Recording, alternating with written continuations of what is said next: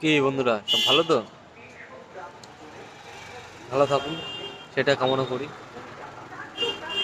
আজকে হঠাৎ করে একটা জিনিস ভাবলাম যে একটা ছোট্ট করে একটা কথা শেয়ার করি। আজকে পশ্চিমবঙ্গের রাজ্যে যা হচ্ছে, খুব ভালো কিছু হচ্ছে না। এই হিন্দুরা বাংলাদেশের প্রতিবাদে মিছিল লেগেছে,